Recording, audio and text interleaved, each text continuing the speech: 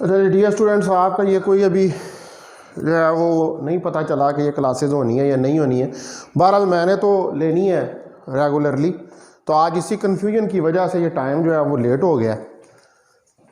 तो आप जो है ये चीज़ कंफर्म कर लें अपने टीचर से। वैसे तो छुट्टियां हो गई हैं, ठीक है, उनसे आप कंफर्म कर लें। अगर तो उन्होंने इसी पैटर्न के ऊपर पढ़ानी है क्लासेस, ठीक है, फिर तो हम जो है वो 8:30 ही क्लास हुआ करेगी। लेकिन अगर उन्होंने नहीं पढ़ानी तो फिर हमारी क्लास का टाइम जो है वो शिफ्ट होकर 9 बजे हो जाएगा, ठीक है। ये आप उनसे कंफर्म कर लें आज कि उनका क्या प्रोग्राम है इस हवाले से, ठीक है।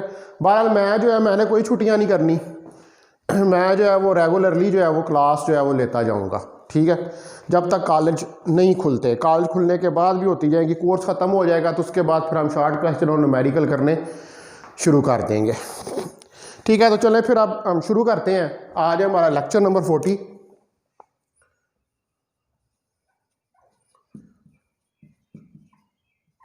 और डेट है हमारे पास 25/12/2020।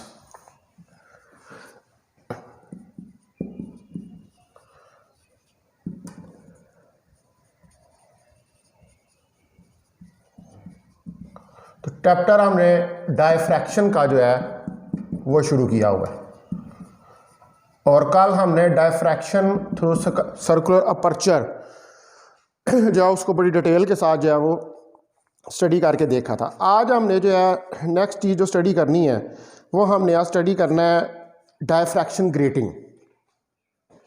ये डायफ्रैक्शन ग्रेटिंग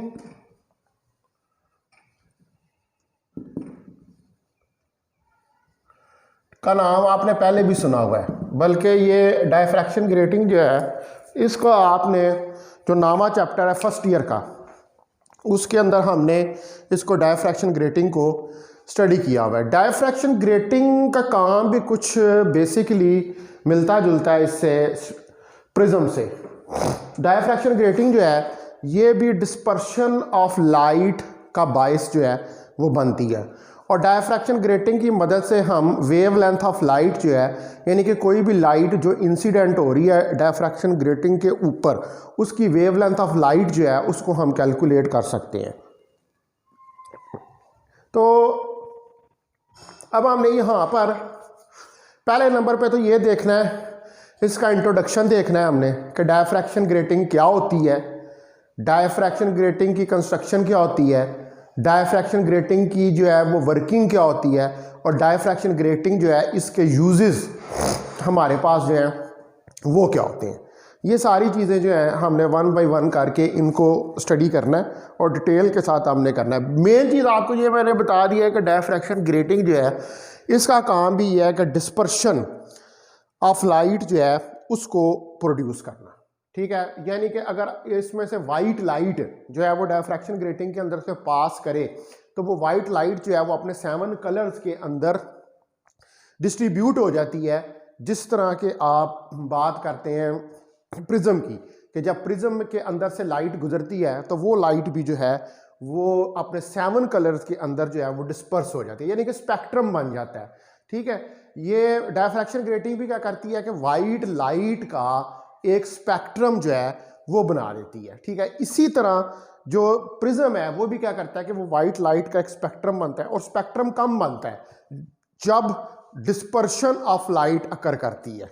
डिस्पर्शन का मतलब होता है कि लाइट का उसकी कंपोनेंट वेवलेंथ्स के अंदर डिवाइड हो जाना, that is known as disperse, फैला देना, डिवाइड कर देना, इसको हम डिस्पर्शन का नाम जो है वो देते हैं। तो अब आप सबसे पहले जो है इसके अंदर आप देखें कि डायफ्रैक्शन ग्रेटिंग होती क्या है। एक thin film, a thin film of glass, thin film किसी कोई ग्लास की और प्लास्टिक या प्लास्टिक की, कोई थिन फिल्म हो हमारे पास ग्लास की या प्लास्टिक की जिसके ऊपर, ठीक है, on which large number of equally spaced parallel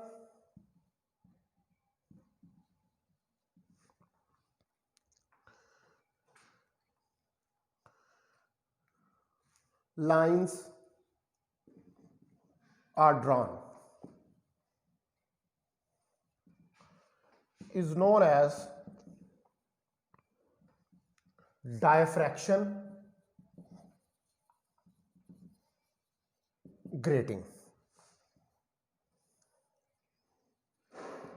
तो अगर हमारे पास कोई थिन फिल्म हो ग्लास की या प्लास्ट की, थिन फिल्म बारीक, ठीक है, बहुत बारीक, और उसके ऊपर बहुत सारी लाइंस जो है वो ड्रॉन हो, ठीक है, पैरेलल और इक्वली स्पेस्ड, उन लाइंस के दरमियान में इक्वली स्पेस हो। मिसाल के तौर पर अगर ये एक थिन फिल्म है, ठीक है, ये एक प्लास्टिक की सपोज कर लें थिन फिल्म है, तो इस प्लास्टिक की थिन फिल्म जो है अगर इसके ऊपर ये लाइंस, इस तरह बहुत सारी लाइंस ड्रा हो, ठीक है, ऐसे लाइन बहुत सारी नंबर, वो इतनी ज़्यादा लाइनें होती हैं और बहुत बारीक होती हैं, तो ये क्या बन जाएगी, ये एक डायफ्रैक्शन ग्रेटिंग जो है वो बन जाएगी।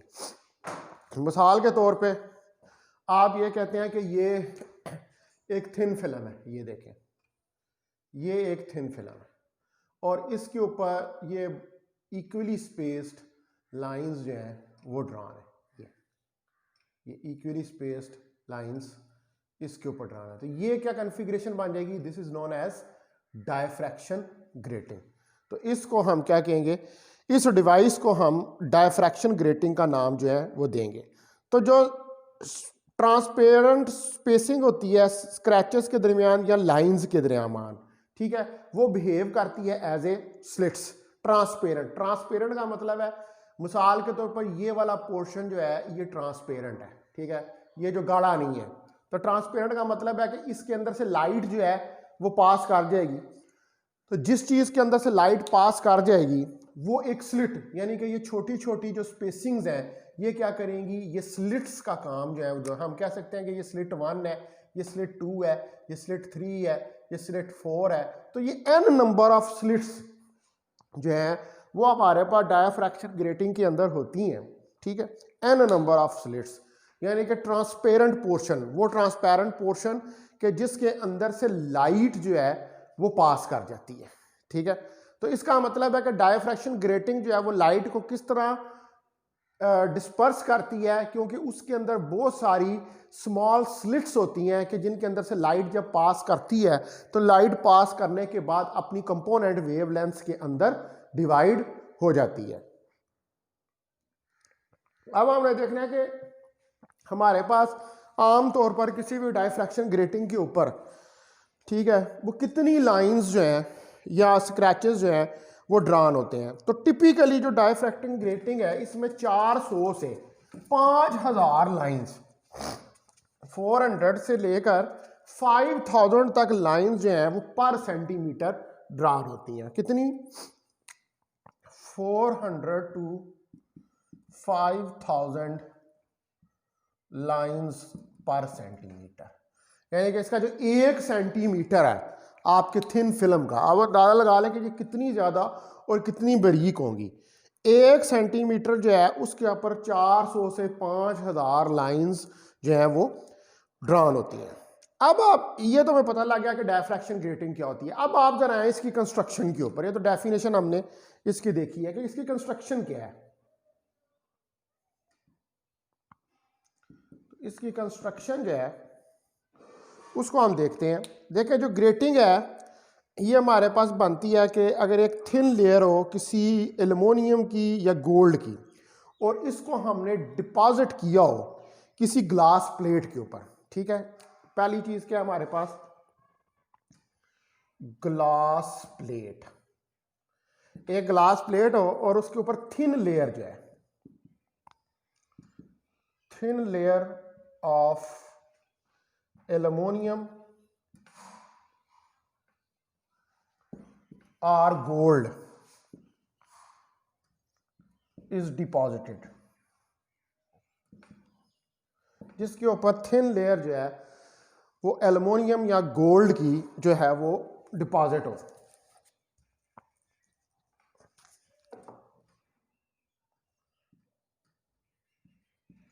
दो पार्ट हो गए इसके।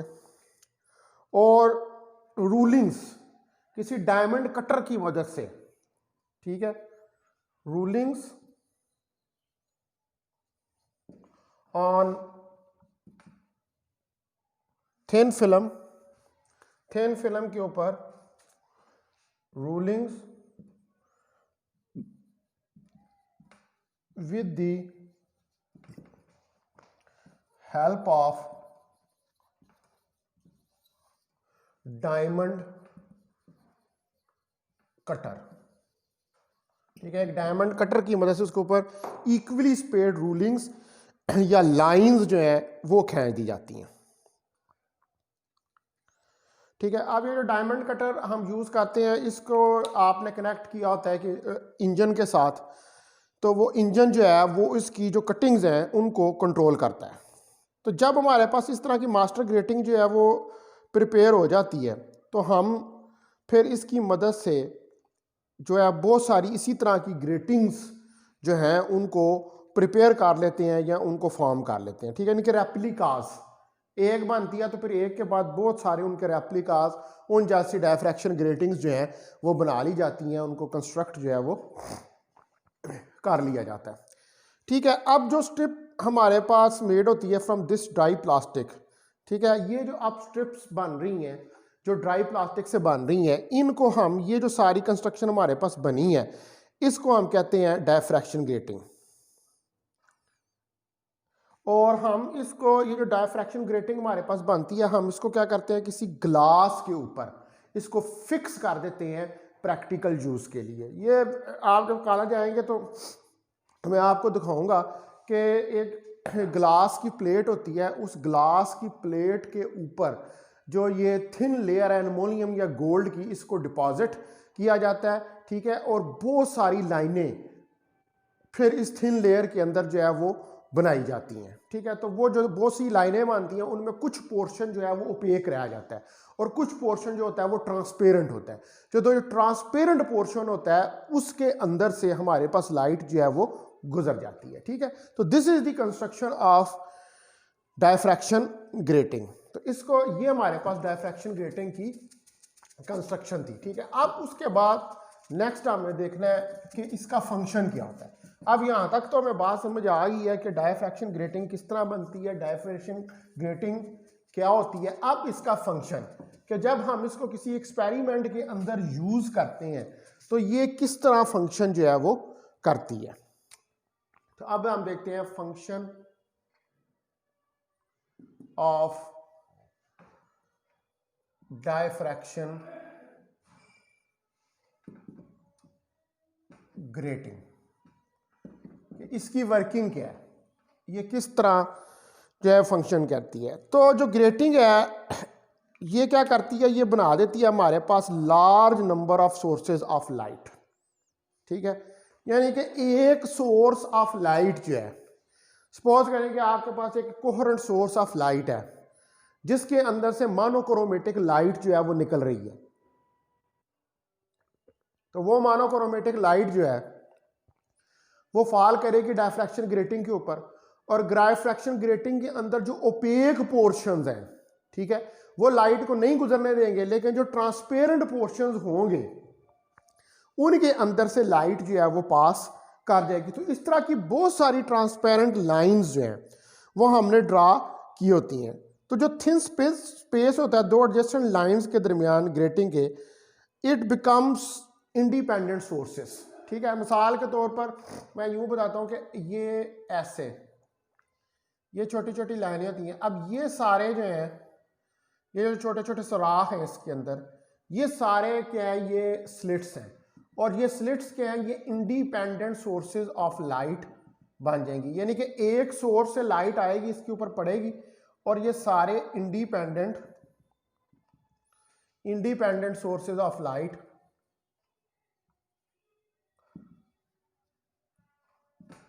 बन जाएंगे, ठीक है। लेकिन होंगे ये कोहेरेंट, क्योंकि एक ही कोहेरेंट सोर्स में से लाइट जो है वो निकल रही है। और ये जो इंडिपेंडेंट सोर्सेज ऑफ लाइट है ये क्या है, they are coherent sources of light.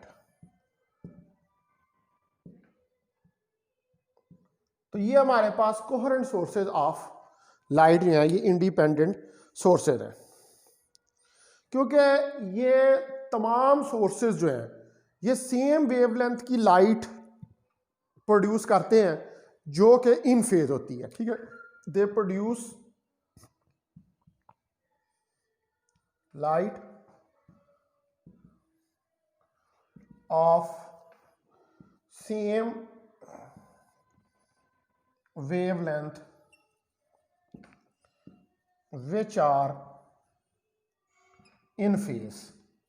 आपको पता है कि कोहेरेंट लाइट कौन सी होती है, जिसके अंदर तमाम जो लाइट की रेज होती हैं या तमाम पार्टिकल जो लाइट के होते हैं वो इन फेज होते हैं, उनका सेम फेज ऑफ वाइब्रेशन हमारे पास होता है, ठीक है। अच्छा, अब आप देखें कि ये तो हमें पता लग गया कि ये जो सारी स्लिट्स हैं ये एज ए कोहेरेंट सोर्सेज के तौर पर काम करेंगी। तो अब ये जो कोहेरेंट सोर्सेज हैं ये क्या करेंगी, ये लाइट को तमाम डायरेक्शंस के अंदर जो है वो पहुंचाएंगी, इसको स्प्रेड कर देंगी।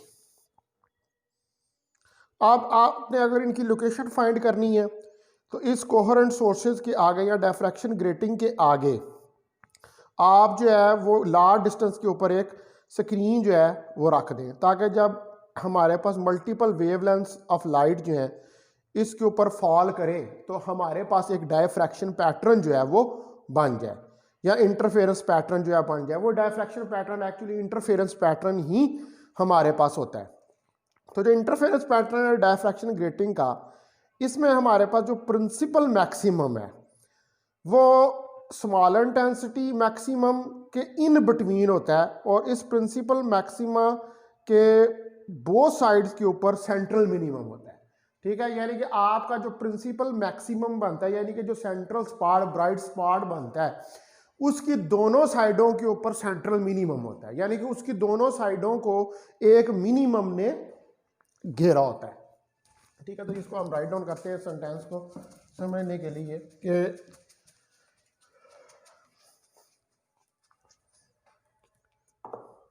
कि जो इंटरफेरेंस पैटर्न है, the interference pattern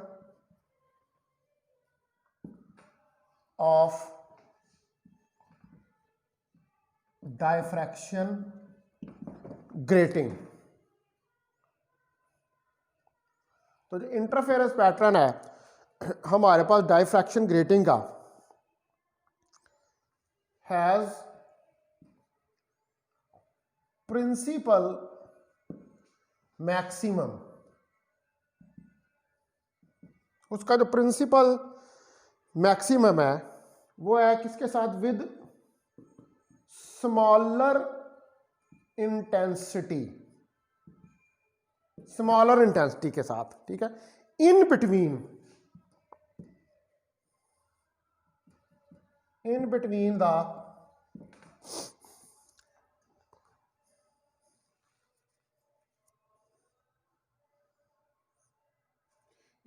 the principal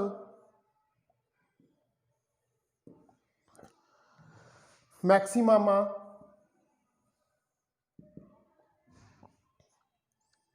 occurs on both sides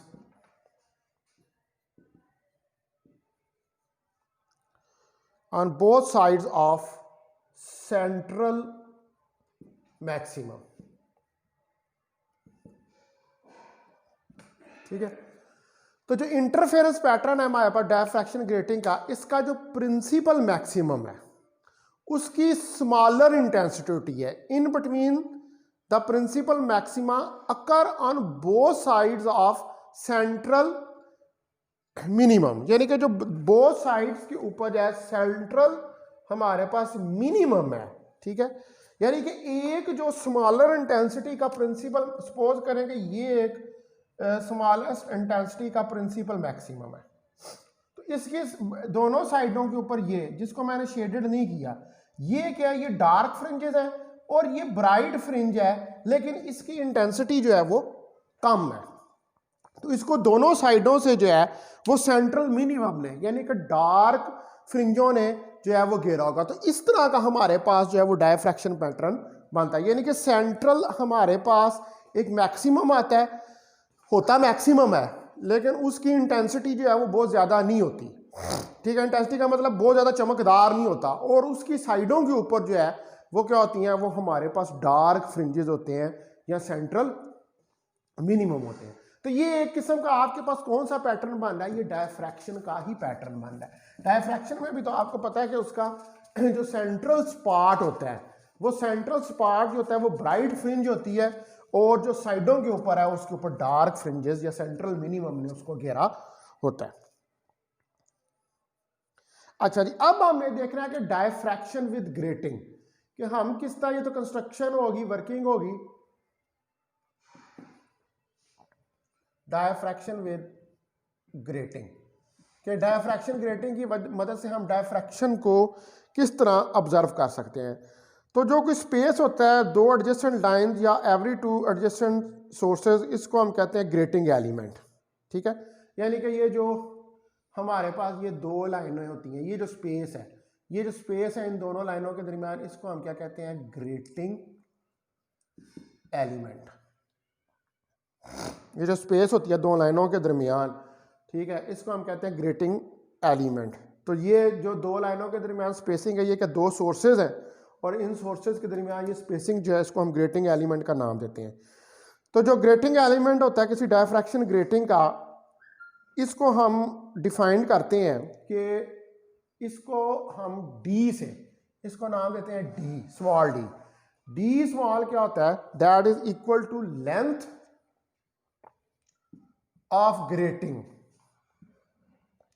grating की कितनी लेंथ है डिवाइडेड बाय टोटल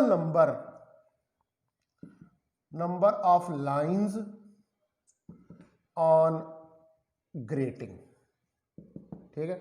यानी कि अगर ये हमारे पास ग्रेटिंग है, ये इसकी लेंथ एल है, और इसके ऊपर जितनी लाइंस रूल हुई है, तो इसको हम क्या कहते हैं, इसको हम ग्रेटिंग एलिमेंट का नाम देते हैं। यानी कि D is equal to L over N। L is the length of the grating, N is the number of lines ruled on the grating, जो कि ग्रेटिंग के ऊपर आपने रूल की हुई है।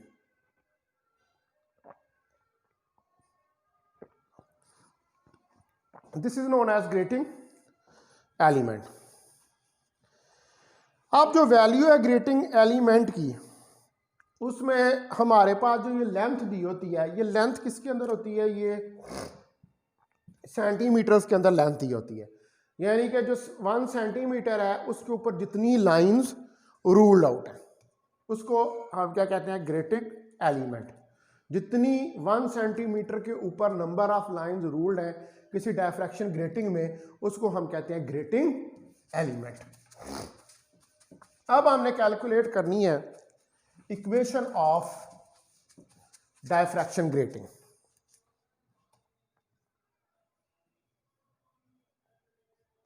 इक्वेशन ऑफ डायफ्रैक्शन ग्रेटिंग, ठीक है। जिस तरह हमने इंटरफेरेंस की इक्वेशन कैलकुलेट की थी, जिस तरह हमने डायफ्रैक्शन की इक्वेशन कैलकुलेट की थी, इसी तरह हमने इक्वेशन ऑफ डायफ्रैक्शन ग्रेटिंग जो है उसको भी कैलकुलेट करना है। तो अब मैं यहाँ पर पहले एक फिगर बनाता हूँ कि ये हमारे पास छोटी छोटी लाइंस हैं, स्लिट्स हैं डायफ्रैक्शन ग्रेटिंग की,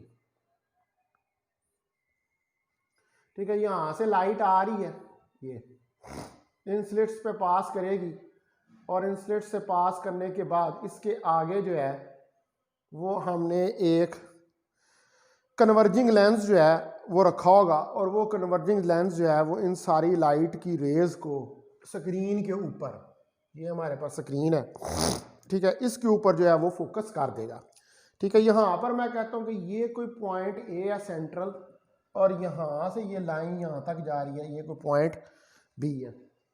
एक पॉइंट हम इधर तक लेते हैं जिधर तक, मैं यहाँ पर कन्वेक्स लेंस नहीं मान रहा, ये पेट बात है कि यहाँ पर कन्वेक्स लेंस जो है वो बना हुआ है। तो यहाँ से लाइट की रे जो है वो आती है और इस पॉइंट तक जाती है। ठीक है, ये यहाँ से इसका नॉर्मल है, तो ये एंगल कोई थीटा बना रहा है। इसी तरह एक और रे आती है, वो भी इस पॉइंट तक जाती है। फिर यहाँ से एक और रे आती है, वो भी इस पॉइंट तक जाती है। फिर इधर से एक रे आती है, वो भी इस पॉइंट तक जाती है। यहाँ से एक रे आती है, वो भी इस पॉइंट तक जाती है। ठीक है, इधर से एक रे आती है, वो भी इस पॉइंट तक जाती है, एंड सो ऑन। इस तरह ये सारी रेज जो हैं वो आती चली जाएंगी और इस पॉइंट तक जो है वो जाके कन्वर्ज हो जाएंगी। ठीक है, सारी की सारी जाके इस पॉइंट के ऊपर मिल जाएंगे। तो अब ये जो पॉइंट ए है हमारे पास, ये वाला, ठीक है, एक मैं यहाँ से परपेंडिकुलर जो है वो इसके ऊपर यूं ड्रा करता हूँ। ठीक है, तो ये हमारे पास अब यहाँ पर ये फेजेज आ रहे हैं। ठीक है, अगर मिसाल के तौर पर इसको कहेंगे ये 5 पाई का फेज है, ठीक है, ये 4 पाई का फेज है, ये 3 पाई का फेज है, ये 2 पाई का फेज है, एंड सो ऑन। इस तरह हमारे पास जो है ये चलते चले जाएंगे। तो मैं यहाँ पर कहता हूँ कि इधर से ये जो लाइन है हमारे पास, ठीक है, ये वाला, ये जो परपेंडिकुलर है, इसको मैं ज़रा ये गाढ़ा कर देता हूँ। तो मैं कहता हूँ कि यहाँ से कोई एंगल, ये थीटा एंगल जो है वो बन रहा है, और इसको मैं कहता हूँ कि ये फेज जो है यहाँ पर ये पाई के बराबर है। ये पॉइंट मैं ए ले लेता हूँ और इस पॉइंट को मैं बी जो है वो कह देता हूँ। ठीक है, तो ये अगर मैं इसकी फिगर बनाऊँ, वैसे तो ये मेरे पास क्या बन रहा है, ये आप देखें कि ये ऐसे, ठीक है, ये हमारे पास पॉइंट ए और ये पॉइंट बी, और ये एंगल यहाँ से थीटा बन रहा है, और ये डी इसके दरमियान में डिस्टेंस है। ठीक है, विड्थ है इसकी, ये डी स्लिट की। ठीक है, तो ये हमारे पास जो है ये फिगर के यहाँ से आप देखें ये सारी रेज आ रही हैं, और ये सारी रेज जाकर इस पॉइंट P1 के ऊपर कन्वर्जिंग लेंस की वजह से जो है वो फोकस हो रही हैं। ठीक है, एक कन्वर्जिंग लेंस जो है वो हमने यहाँ पर रखा हुआ है, इन सबको वो फोकस कर रहा है। तो ए बी जो है वो पार्ट डिफरेंस है कोई भी दो रेज के दरमियान। जारी बात है कि डायफ्रैक्शन पैटर्न बना रही है, तो डायफ्रैक्शन पैटर्न के अंदर हमारे पास कंस्ट्रक्टिव और डिस्ट्रक्टिव इंटरफेरेंस दोनों होगी। ठीक है, और जब कंस्ट्रक्टिव और डिस्ट्रक्टिव इंटरफेरेंस होगी तो हमारे पास जो है वो मिनिमा भी आएगा और मैक्सिमा भी आएगा। अब हम देखते हैं कि ये जो पाथ डिफरेंस है, ये ए बी क्या है एक्चुअली, ये a b, what is this, this is path difference. ये हमारे पास पाथ डिफरेंस है ए बी। ठीक है, और ये पाथ डिफरेंस अगर हमारे पास रे 1 और रे 2, अगर मैं कहूँ कि ये रे 1 है और ये रे 2 है, ये एक दूसरे को रीइंफोर्स कर रही है। रीइंफोर्स का मतलब ये है कि ये आपस में कंस्ट्रक्टिव इंटरफेरेंस कर रही है। अगर कंस्ट्रक्टिव इंटरफेरेंस कर रही है तो फिर ए बी को लैम्डा के बराबर होना चाहिए। ठीक है, यानी कि पाथ डिफरेंस जो है इसका वो लैम्डा के बराबर होना चाहिए। और अगर आप देखें यहाँ से इस इक्वेशन के अंदर, तो हमारे पास जो पाथ डिफरेंस है ए बी, ये पाथ डिफरेंस अगर मैं साइन ऑफ थीटा का एंगल जो है वो यहाँ से कैलकुलेट करूँ, ठीक है, तो साइन ऑफ थीटा मेरे पास किसके बराबर आ जाएगा, आप देखिए कि इसके सामने वाला ए बी ओवर डी के बराबर आ जाएगा। ठीक है, तो ये क्या हो जाएगा, a b is equal to D sine of theta. एक इक्वेशन मेरे पास ये आ गई 1 और ये आ गई 2। तो कंपेयर कर लें आप, कंपेयर 1 एंड 2, 1 और 2 को कंपेयर करें तो क्या आएगा हमारे पास, lambda is equal to D sine of theta. Lambda is equal to D sine of theta, ये हमारे पास जो है ये चीज आ जाएगी। तो इसका मतलब है कि हम इसको लिख सकते हैं कि m lambda is equal to D sine of theta, और यहाँ पर एम जो है ये ऑर्डर ऑफ डायफ्रैक्शन है 1 2 3 4 and up to so on तक जो है ये हमारे पास जाएगा। तो ये जो इक्वेशन आ गई है m lambda d sine of theta, इस इक्वेशन को हम कहते हैं इक्वेशन ऑफ डायफ्रैक्शन ग्रेटिंग। ठीक है, this equation is known as equation of diffraction grating. ठीक है, और ये वो पेपर के अंदर आपसे क्वेश्चन जो है वो पूछ सकता है कि आप कैलकुलेट करें इक्वेशन ऑफ डायफ्रैक्शन ग्रेटिंग। तो आपने ये फिगर बना के और ये मैथमेटिक्स करके बताना है, तो फिर हमारे पास इक्वेशन ऑफ डायफ्रैक्शन ग्रेटिंग जो है वो आ जाएगी। अब देखेंगे ये जो डायफ्रैक्शन ग्रेटिंग की इक्वेशन आई है, अब हमने इसकी मदद से डिस्कस करना है कि हमारे पास जो डायफ्रैक्शन पैटर्न बन रहा है वो किस तरह का है। ठीक है, यानी कि मैक्सिमम और मिनिमम। तो पहले हम देखते हैं जीरो ऑर्डर। जीरो ऑर्डर, ठीक है, अगर पाथ डिफरेंस जो है वो रेस के दरमियान में जो स्लिट से आ रही हैं वो जीरो हो, यानी कि अगर थीटा 0 डिग्री हो तो ब्राइट इमेज जो है वो फॉर्म्ड होगा इसी डायरेक्शन में, और इस ब्राइट इमेज को हम कहेंगे जीरो ऑर्डर इमेज। यानी कि ये जो इक्वेशन है m lambda d sine of theta, इसमें थीटा को 0 डिग्री पुट करें तो एम लैम्डा डी 0 डिग्री, तो m lambda is equal to 0 और लैम्डा इज इक्वल टू 0 के बराबर आ जाएगा। तो इस केस में हमारे पास जो इमेज आ रहा है या हमारे पास जो इमेज फॉर्म हो रहा है वो क्या है, वो जीरो ऑर्डर ब्राइट इमेज है। ठीक है, उसके बाद हमारे पास फर्स्ट ऑर्डर। ठीक है, यानी कि आपके पास ये m जो है इसमें एक जीरो का भी इजाफा आप कर लें। अब आप वैल्यू ऑफ थीटा जो है इसको इंक्रीज करें। ठीक है, तो वैल्यू ऑफ थीटा जो है जब अराइव करती है उस पॉइंट के ऊपर कि डी साइन थीटा जो है वो लैम्डा के बराबर हो जाता है, तो एक ब्राइट इमेज जो है वो अपीयर होता है ऑन स्क्रीन। ठीक है, यानी कि डी साइन थीटा अगर लैम्डा के बराबर हो, थीटा बढ़ गया लेकिन डी साइन थीटा लैम्डा के बराबर है, तो इस केस के अंदर हमारे पास जो है वो क्या, एक ब्राइट इमेज जो है वो स्क्रीन के ऊपर फॉर्म होगा। ये जो ब्राइट इमेज फॉर्म होगा कि यानी कि जब थीटा इंक्रीज करे और हमारे पास पाथ डिफरेंस लैम्डा का हो तो उस वक्त हमारे पास एक ब्राइट इमेज जो है वो बनेगा। यानी कि पाथ डिफरेंस जो है वो लैम्डा का हो और फेज डिफरेंस जो है वो हमारे पास 0 का हो, पाई का हो, 2 पाई का हो, 3 पाई का हो, तो इस केस में हमारे पास ब्राइट फ्रिंजेस जो हैं वो बनेगी, और इसको हम कहते हैं this is known as the first order. ये फर्स्ट ऑर्डर ब्राइट फ्रिंज जो है वो हमारे पास आएगी। उसके बाद सेकंड ऑर्डर इमेज जो है वो पाथ बनेगा कब, जब डी साइन थीटा जो है वो 2 लैम्डा के बराबर होगा। ठीक है, फिर थर्ड ऑर्डर बनेगा अगर डी साइन थीटा जो है वो 3 लैम्डा के, फोर्थ ऑर्डर का बनेगा अगर डी साइन थीटा 4 लैम्डा के, एंड सो ऑन करते हुए डी साइन थीटा जो है वो एम लैम्डा के बराबर होगा, जिसको हम कहते हैं एम्थ ऑर्डर। ठीक है, एम्थ ऑर्डर, तो एम्थ ऑर्डर जो है वो हमारे पास 0 plus minus 1 plus minus 2 plus minus 3 and up to so on तक जो है वो चला जाएगा। First order, second order, third order, ये सारे डायफ्रैक्शन पैटर्न ही हैं।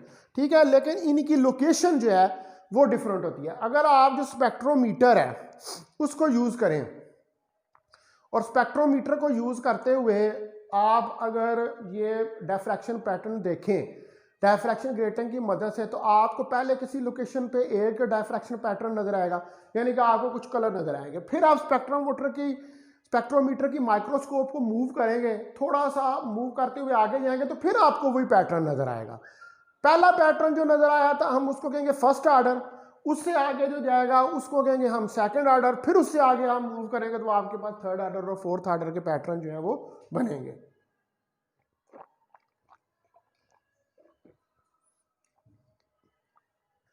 ठीक है डियर स्टूडेंट, तो अब ये हमने जो है डायफ्रैक्शन ग्रेटिंग जो है इसकी इक्वेशन जो है इसको कैलकुलेट करके देखा है, हमने डिटेल के साथ पढ़ा है कि डायफ्रैक्शन ग्रेटिंग जो है वो क्या होती है। ठीक है, अब आप का ये थोड़ा ही रह गया चैप्टर, 2-3 आर्टिकल इसके रह गए, उसके बाद ये चैप्टर जो है वो फिनिश हो जाएगा। तो अभी मैं जो है वो यहाँ पर ही क्लास को जो है वो एंड करता हूँ।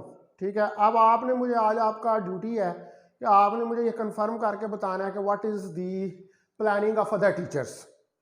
ठीक है, दूसरे टीचर्स की क्या प्लानिंग है। अगर तो उन्होंने क्लासेस लेनी है तो फिर तो हमारी क्लास जो है वो 8:30 बजे ही हुआ करेगी, क्योंकि हम किसी का टाइम जो है वो ज़ाया नहीं करना चाहते। ठीक है, और अगर उन्होंने क्लासेस नहीं लेनी, आपको 11 तक 10 तक आपको छुट्टियां देनी है, तो फिर हमारी क्लास जो है वो 9 बजे हुआ करेगी। तो आज ही आपने तमाम टीचर्स के साथ इसको डिस्कस कर लेना है और फिर शाम तक जो है मुझे ये रिपोर्ट दे देनी है। ठीक है जी, तो फिर उसके मुताबिक जो है हम कल क्लास जो है उसको अरेंज करेंगे। अगर तो टीचर्स ने लेनी होगी तो फिर 8:30, अगर नहीं लेनी होगी तो फिर 9 बजे। आप रात को जब मुझे ये बात कंफर्म कर देंगे तो मैं फिर क्लास का टाइम जो है वो ग्रुप के अंदर शेयर कर दूंगा। ठीक है, बहुत शुक्रिया आपका। अस्सलाम वालेकुम वरहमतुल्लाहि वबरकातुहू।